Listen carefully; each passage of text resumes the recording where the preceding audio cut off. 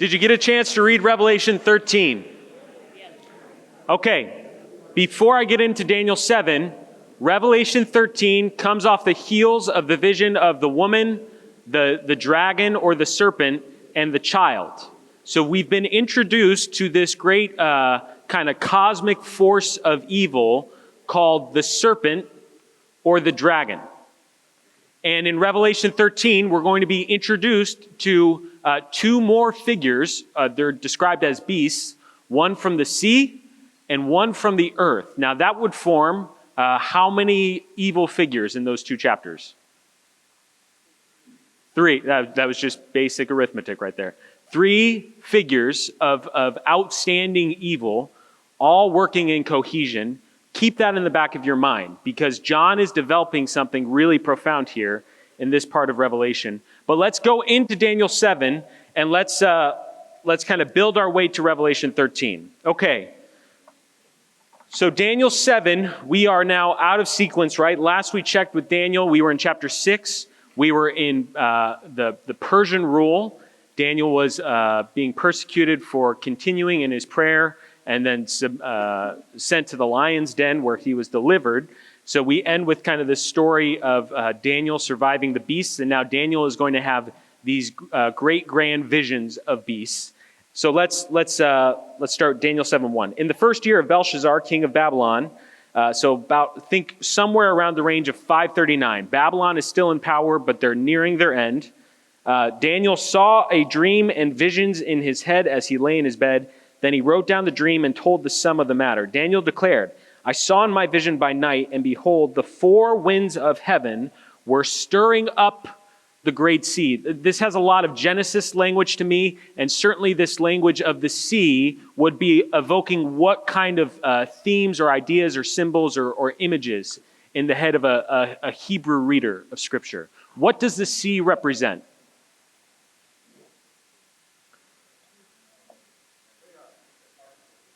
Okay, parting of the sea, sure, chaos. Both of those represent sort of this primordial chaos, this terrifying reality of the sea as this devourer, the sea as this place of great danger. It alludes to, and it's kind of speaking to and subverting the ancient Near Eastern mythos of something like the Baal cycle, or something of the story of Marduk and Tiamat, right? Daniel is writing this within the context of Babylon and Persia. And so it's this idea that the sea represents this place of great evil. And even in Genesis, you hear language of the Spirit is dwelling over the face of the deep waters, right? And it's from there that God tames or brings order to the sea and raises creation from the sea. So similar evocative language. And I gave you some reference here. I gave you a note about Psalm 89. Look at your handout on the first page. Listen to this language. You rule the oceans. You subdue their storm-tossed waves. You crushed the great sea monster. Where is that story in Genesis of Yahweh crushing the great sea monster? Anyone? It's good none of you raised your hand, because it's not in Genesis. But what is the author of Psalms doing here? He's using language and concepts from the cultures around him to exemplify Yahweh as this singular deity within the context of these kind of smaller deities, these different mythologies of how the world was created, right? So Yahweh is not like Marduk, because Yahweh didn't have to fight for the order of the cosmos, right? He spoke it into existence. There wasn't a battle of the gods in the Genesis narrative. There was simply God bringing order to his creation. You see how by using the language of the context of the ancient Near East, the author is subverting how people read and understand the world around them and giving them a clearer vision of who Yahweh is, especially related to the other pantheons of that time. Does that make sense? Okay, not a lot of head movement there. We heard mention of the Red Sea, right? The splitting of the sea. Again, this is an example of God, Yahweh, conquering this insurmountable force, right? The sea, to deliver his people from safety. So the language of the sea and the monsters coming from the sea to a Hebrew reader would be very familiar. The sea as this place of great danger, primordial chaos, and these forces that are against what we're going to see the Ancient of Days rise from the sea. So let's continue on. Verse 3, and 4 great beasts came up out of the sea, different from one another. We're going to get language here that talks about them being like these animals, and the symbolism is going to give us reference to specific empires that kind of existed within the ancient Near East. The first was like a lion and had eagle's wings. When you hear lion, what are you connecting to?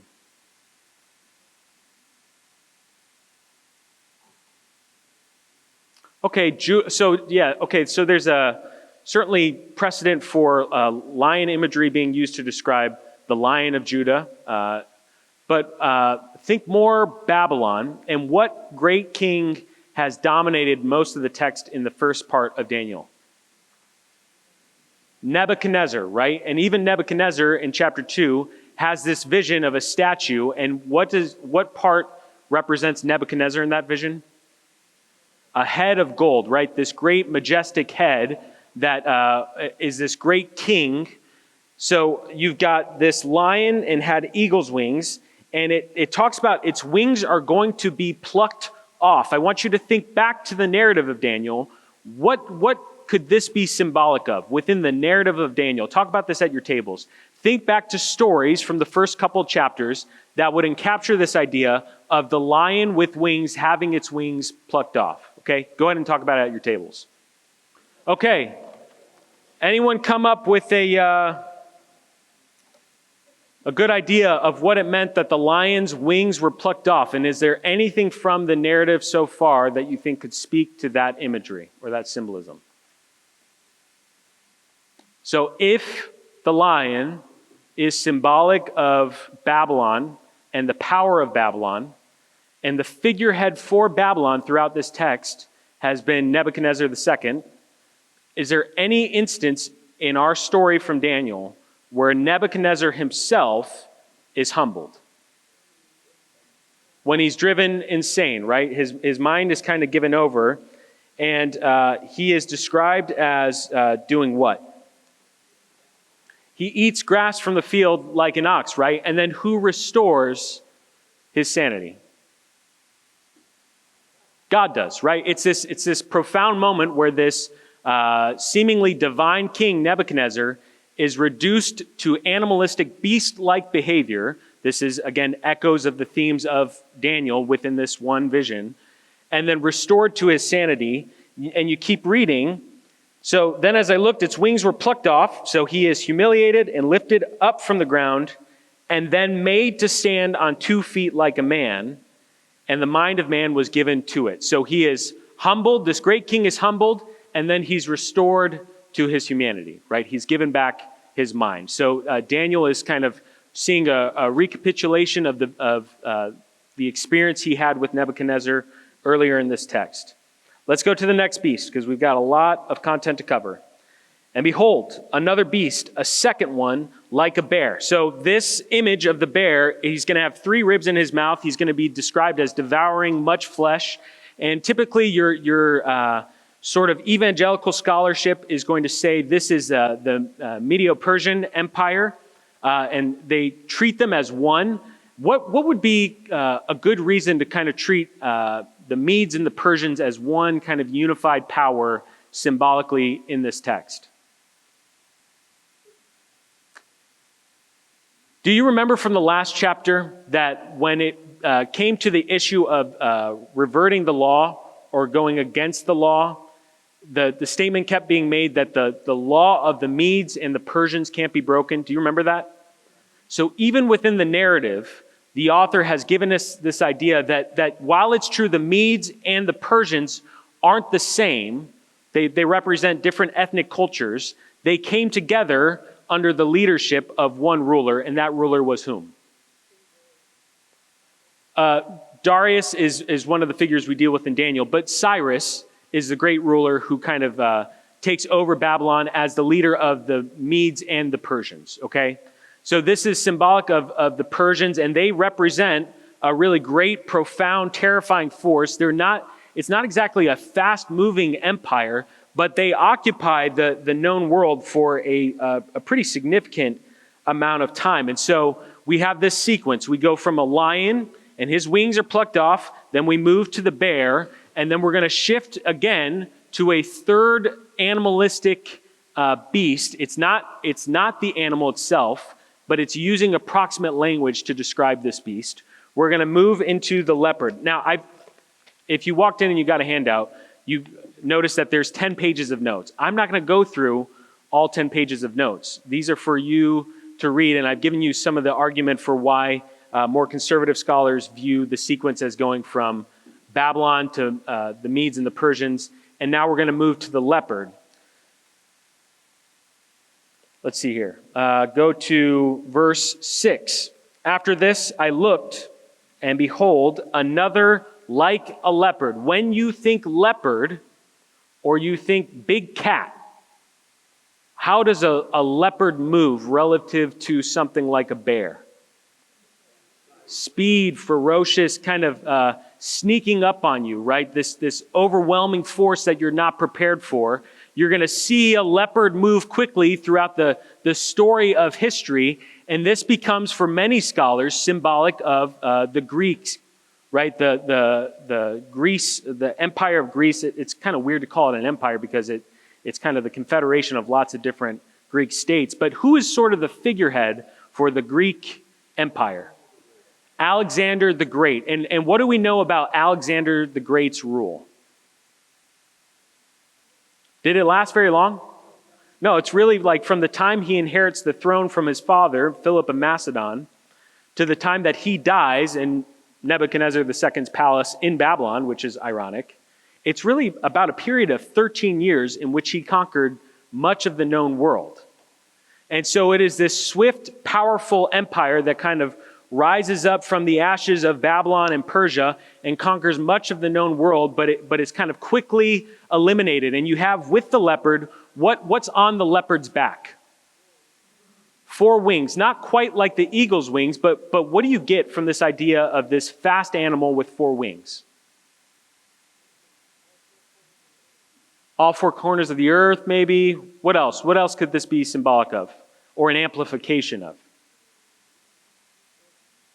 Okay, we're going to get to that point when we get to the symbolism of the heads. But if we've already said that this is a fast-moving empire, think like stereotypical Hebrew intensification. The leopard itself represents something that's fast. If a leopard has 4 wings, how fast is it moving? Really fast. That's all the text is really doing there. And then we had mention of, and this is important, we had mention of the beast had 4 heads. Now we're in the back end of verse 6. The beast had 4 heads, and dominion was given to it. Now I want you to talk at your tables. This language of 4 heads, don't cheat. Don't look at your handout. But think back through your history and talk about what this could be symbolic of within the narrative arc of the Greek Empire. These 4 heads that kind of emerge with this symbolic beast, the leopard. Go ahead. Okay.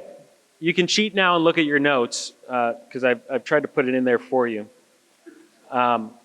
If you look, I kind of give you the pretty quick timeline, right? 336, Alexander is made king, and then 13 years later in 323, he dies. And what becomes of his empire, this 13-year empire versus that of the Persian Empire, which lasted somewhere around 200 years? It's ultimately divided because Alexander the Great, does he have any heirs? No. At least not that we know of. Maybe someone knows differently than I do. But it's kind of split into 4 main divisions of Alexander's kingdom. Egypt went to Ptolemy, who should be a familiar name. Syria and Mesopotamia went to Seleucus. And this is going to be a really important division of the kingdom, because by the time we get to the 200s and the 100s before Christ, We have the Seleucid dynasty.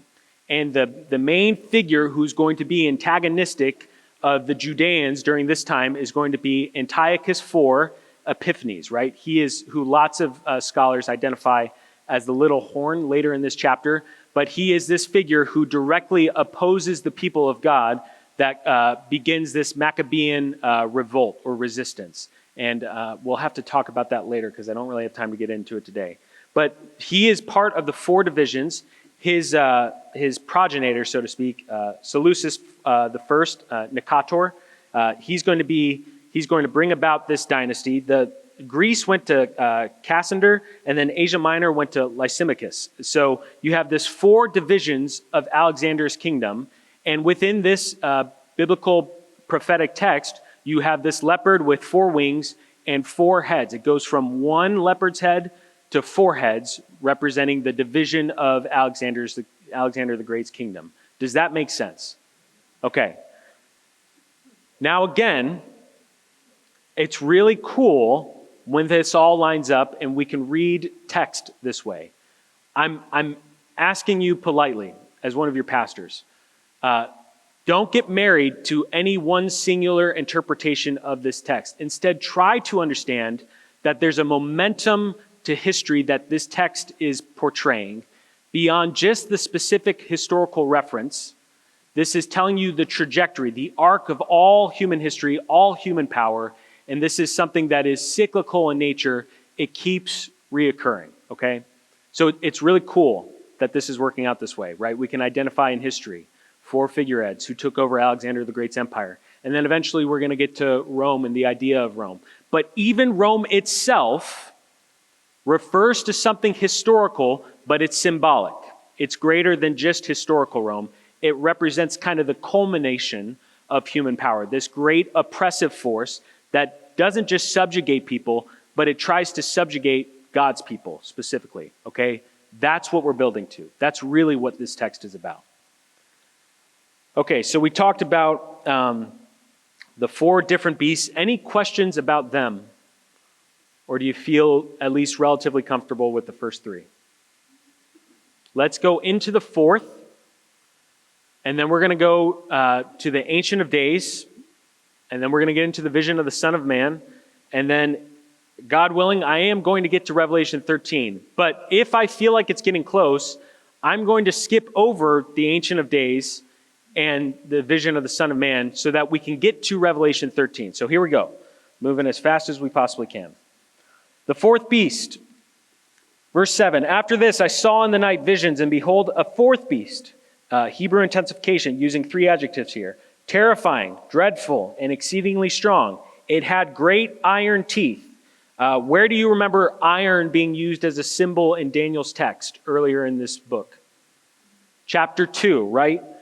Kind of the final part of the statue is described as being a mix of iron and clay. Clay, I think, right?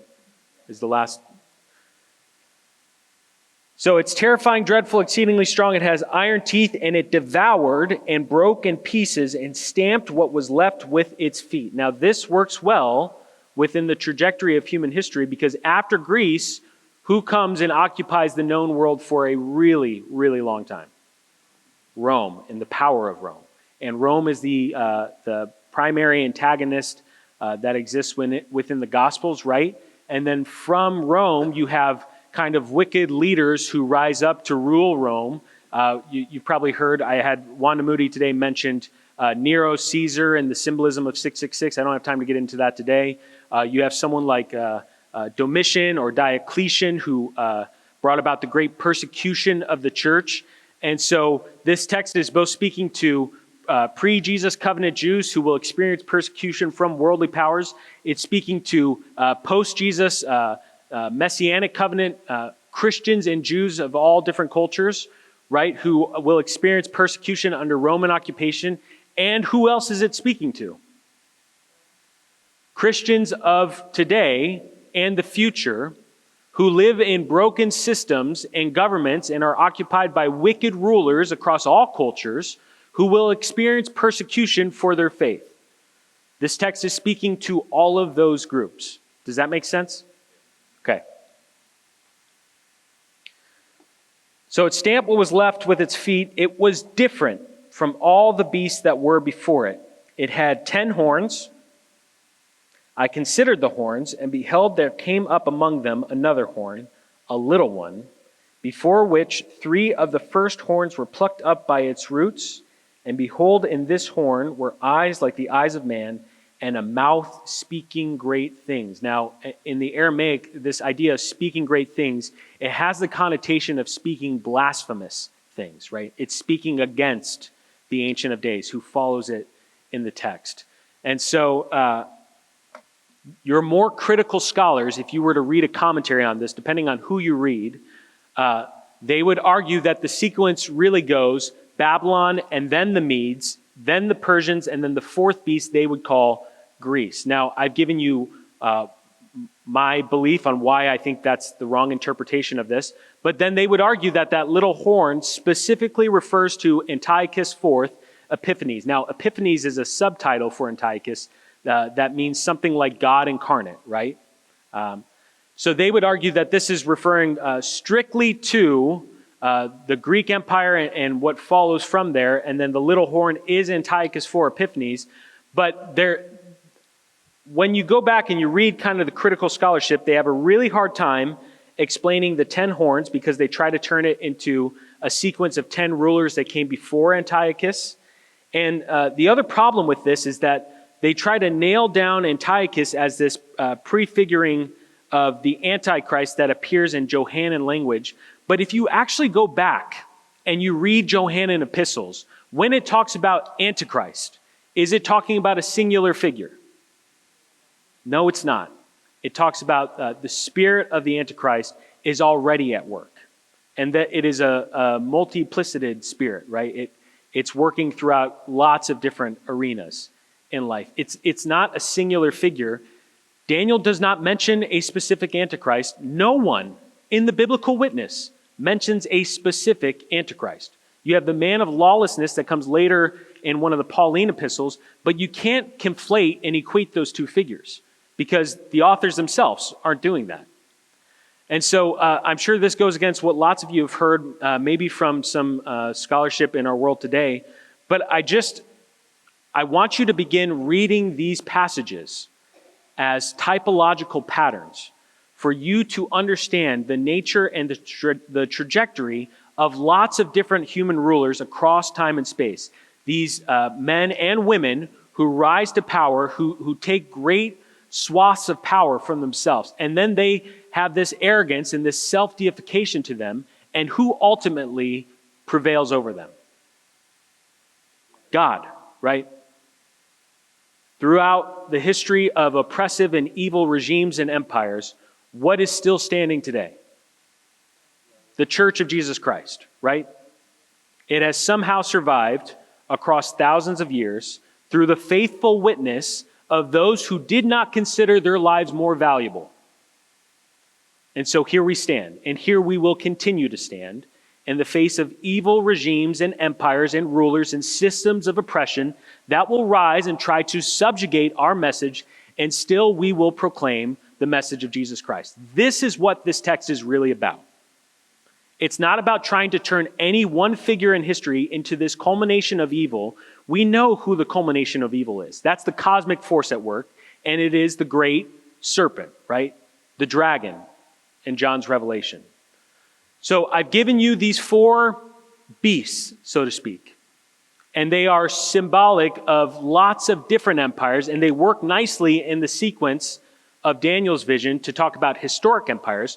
But if you go to Revelation 13, John does something really profound with these images from Daniel when he starts talking about the beast that arises from the sea.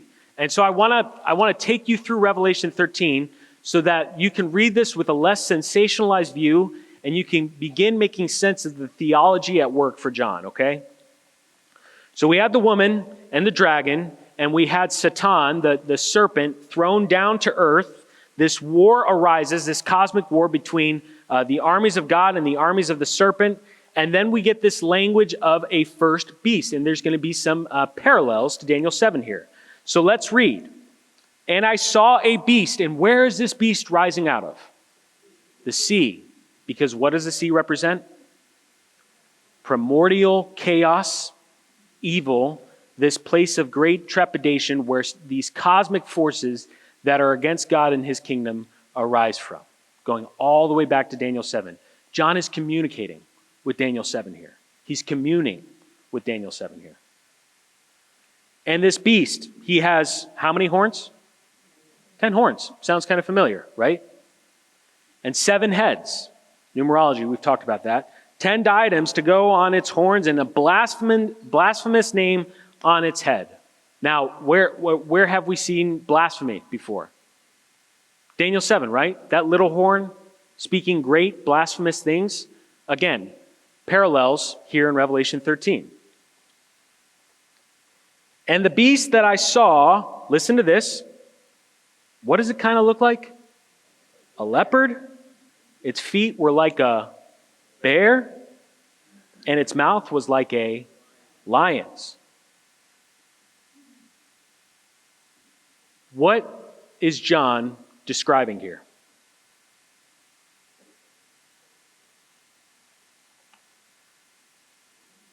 A great evil force that looks like all of the different empires throughout human history, that echoes the language of Daniel, so that you know he is talking about the fourth beast here. But it's not any one specific referent. It looks a lot like Rome, but Rome is just an echo of this great evil that has always existed. This great desire to subjugate, to conquer, that has persisted throughout human history. These empires that rise and fall. Now John is seeing a vision here, right? The curtain has been pulled back, and John is seeing this beast clearly. And it looks a lot like a leopard, it looks a lot like a bear, and it looks a lot like a lion. Because this is the culmination of all of that evil. It is both past, present, and future. It's all of those things. We are not removed from the time of evil empires and evil rulers, right? And the caution I think this text offers to all people of the faith is that we have to be really careful where we give our first allegiance to. Because I love my country, and I would be willing to die for my country. But if it ever came to it, Scripture calls us to place our allegiance in whom? Christ alone. We have to move beyond the language of Jesus as my personal Lord and Savior to the language of Jesus as my Lord and my God. Jesus as my Caesar and my God. Does that make sense? That's where our allegiance is. Now, we are called to be good citizens, right? To plant gardens in the Babylon where we're placed. But still, where does our ultimate loyalty lie? With God and with one another. With this fellowship. And if it ever came to it, the way that we experience victory, as those of the first century experienced victory, or those of the 5th and 6th century BC experienced victory, is through our testimony. And sometimes our testimony leads to our death, our martyrdom, our persecution. We are not beyond the times of evil rulers and evil empires. And I'm not telling you who they are right now. I'm just telling you to be wary of them. Because all throughout human culture and society, there is an effort to subjugate the people of God, to pull away their allegiance, to distract them. And that's what this text is calling us to be mindful of. This is what John is showing us in his vision.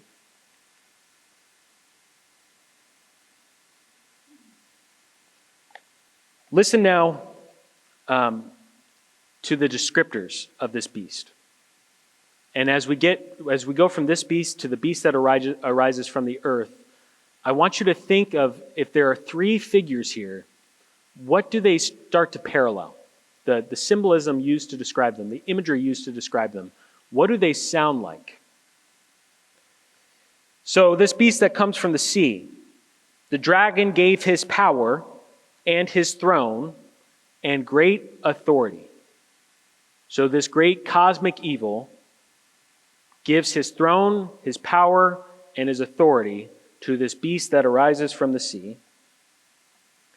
And this beast, one of its heads seemed to have a mortal wound, kind of a killing wound, right?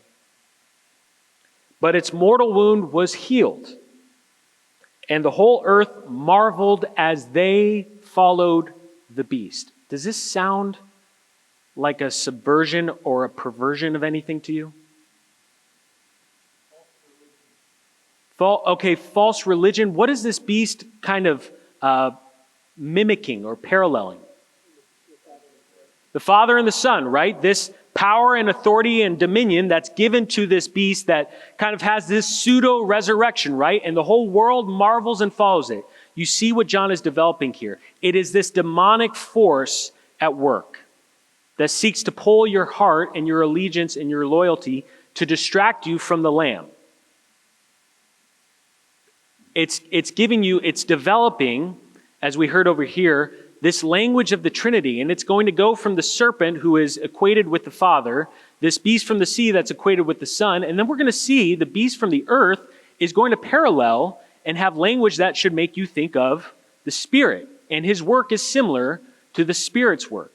And so John is developing this really profound theology of this unholy Trinity. And before we get carried away, when we talk about the symbolism of an unholy Trinity, is John saying that there is a literal unholy Trinity? No, he is not. It is a symbolic way of describing how the serpent, the dragon, seeks to undermine the message of Christ and his kingdom, right? To subvert that idea, to begin to equate our allegiance to the Lamb to our allegiance to any state or regime. That's what he's doing here. Here's some more details about the beast from the sea. They worshiped the dragon, for he had given his authority to the beast. That sounds a lot like the Son. And they worshiped the beast, saying, this sounds a lot like your Old Testament, who is like the beast? Who is like Yahweh? And who can fight against it? Verse 5, and the beast was given a mouth uttering haughty and blasphemous words. What was Jesus accused of? What was he ultimately killed for? Blasphemous words. And it was allowed to exercise authority for 42 months. I don't have time to go into the numerology, forgive me. It opens its mouth to utter blasphemies against God, blaspheming his name and his dwelling. That is those who dwell in heaven. Also, it was allowed to make war on the saints and to conquer them. And authority was given it over every tribe and people and language and nation, and all who dwell on the earth will worship it. Everyone whose name has not been written before the foundation of the world in the book of life of the Lamb who was slain. If anyone has an ear, let him hear. If anyone is to be taken captive, to captivity he goes. If anyone is to be slain with the sword must he be slain. Here is a call for the endurance and faith of the saints. For us to recognize and understand the power and the force at work, how it has this insidious way of trying to make us think that it's acting in collusion with the work of the Lamb, that it looks like it mimics the work of the Lamb. It's dangerous. The greatest threat to the church isn't outside of the church. It's not what John Hagee says about Muslims. The greatest threat to the church is within its walls. It's to forget where our allegiance lies, who we actually worship, and what it means to live counterculturally as the body of Christ. That is the greatest threat to the church. The second beast, Revelation 13. Then I saw another beast rising out of the earth. It had 2 horns, and it looked like a lamb, innocent, maybe even Christ-like in appearance. But it spoke like a dragon. It exercises all the authority of the first beast in its presence and makes the earth and its inhabitants worship the first beast. What does that sound like? Who leads and inspires and guides people to worship Jesus as the Son of God? The Spirit. It performs great signs. Listen to this. Even making fire come down from heaven to earth in front of people. Anything from your New Testament that sounds a little bit like this? Pentecost.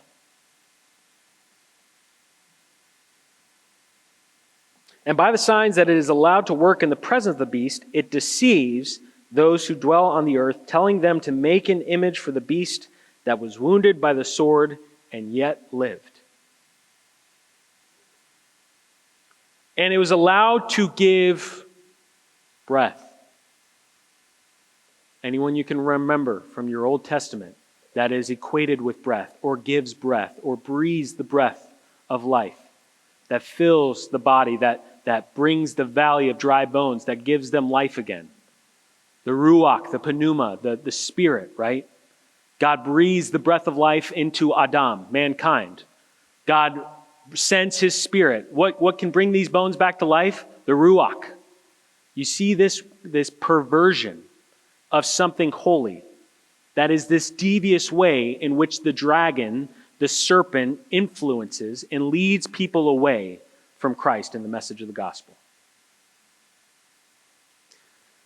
This is kind of terrifying, right? I find it, as a pastor, a little bit terrifying because it kind of puts me on guard to really critically listen to the people who I associate as being followers of Jesus Christ. What is their messaging really about? It calls me to repentance, to think about the ways in which I give in to the temptation to look like a lamb and sound like a dragon, ultimately.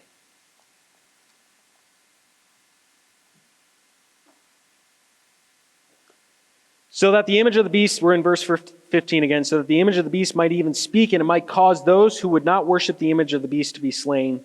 Also it causes all, both small and great, both rich and poor, both free and slave, to be marked on the right hand or on their forehead. Can you think of any figure of the Trinity who leaves an indelible mark?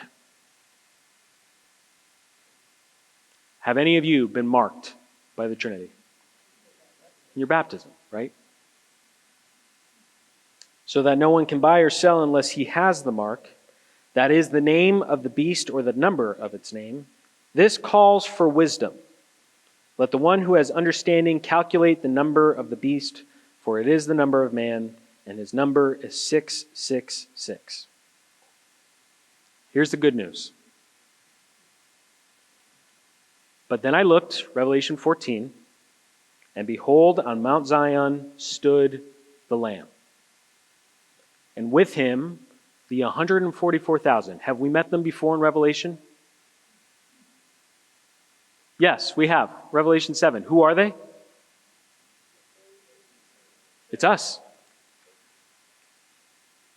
And what do they have on their foreheads?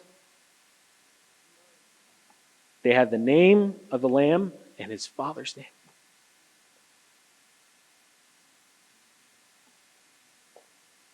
Don't let Revelation 13 scare you.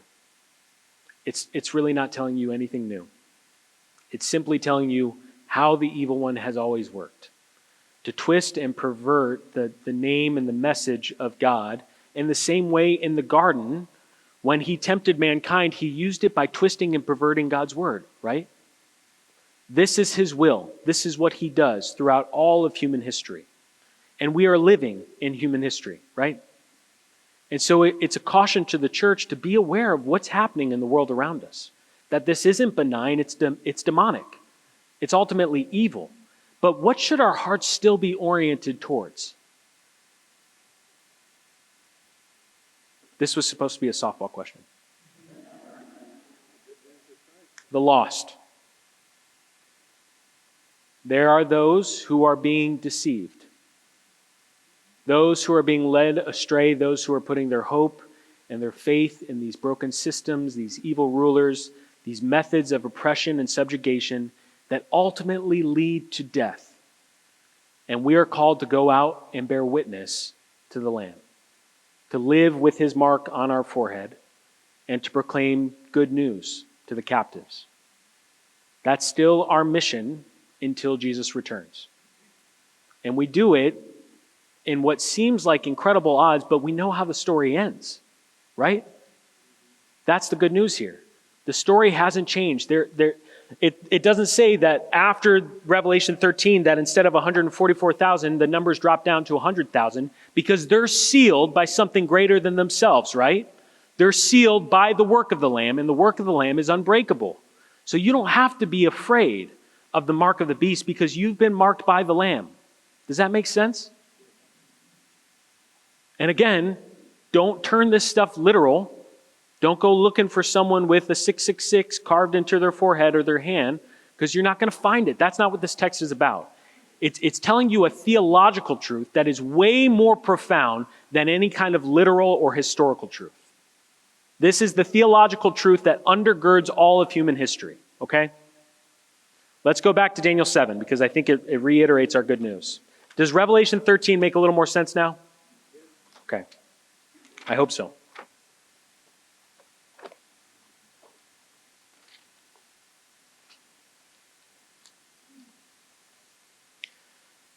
Daniel 7, verse 9. As I looked, thrones were placed, and the Ancient of Days took his seat. His clothing was white as snow, and the hair of his head like pure wool.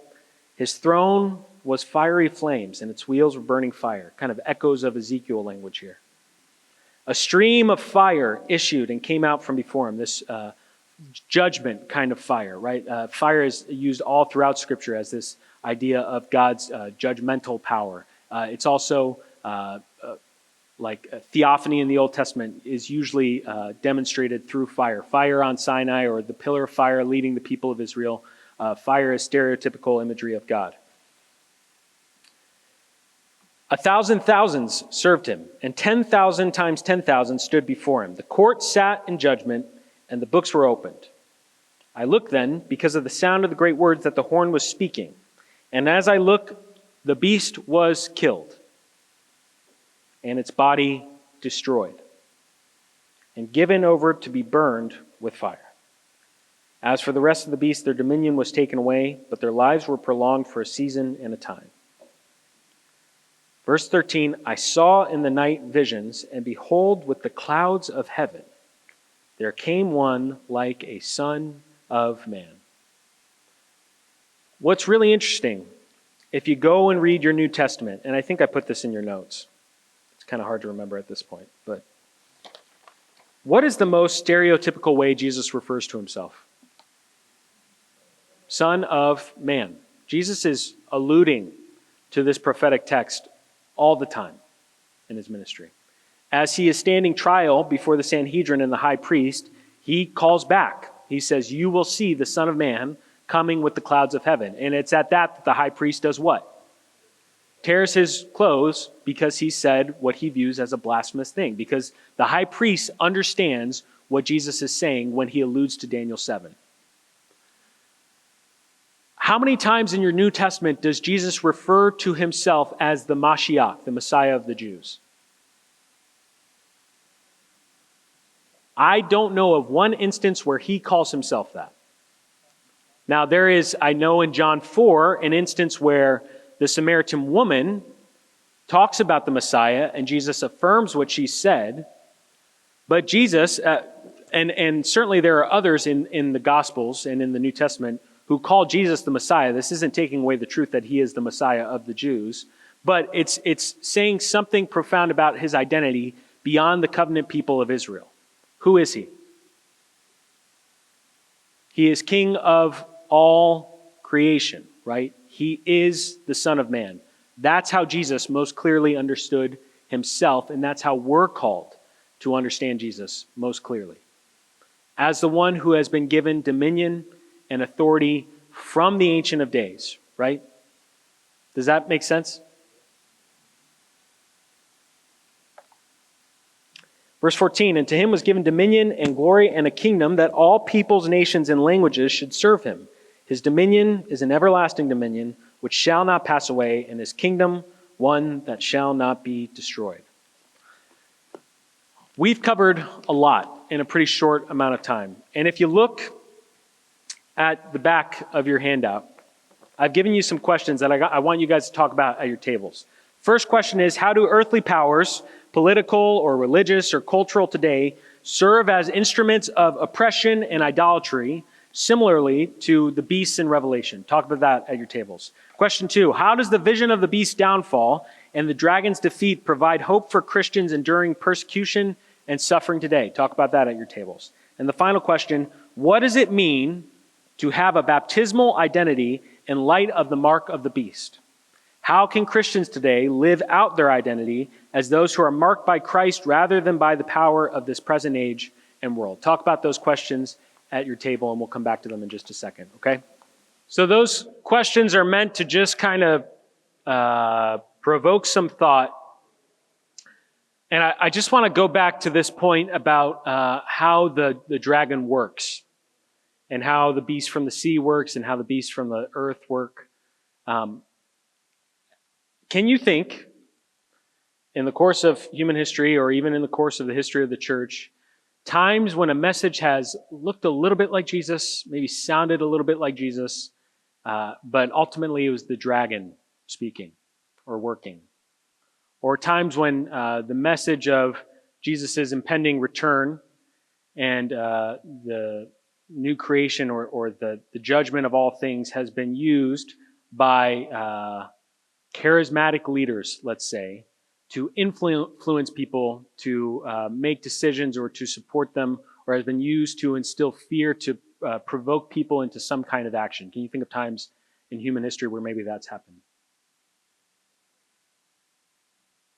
Yeah, I mean, there's no end to the number of cults that have arisen in Jesus' name, so to speak. All of this is just my attempt to hopefully have all of us think a little bit more broadly about what we see happening in the world around us, and why this fellowship is so important, and why it's so important that we are loving and supporting our brothers and sisters all around the world who are on the front lines of the gospel and experiencing persecution for their work, who are dying for the glory of their witness.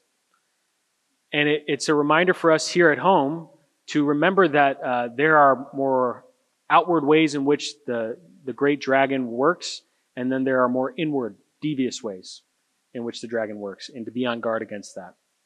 Does that make sense? Okay.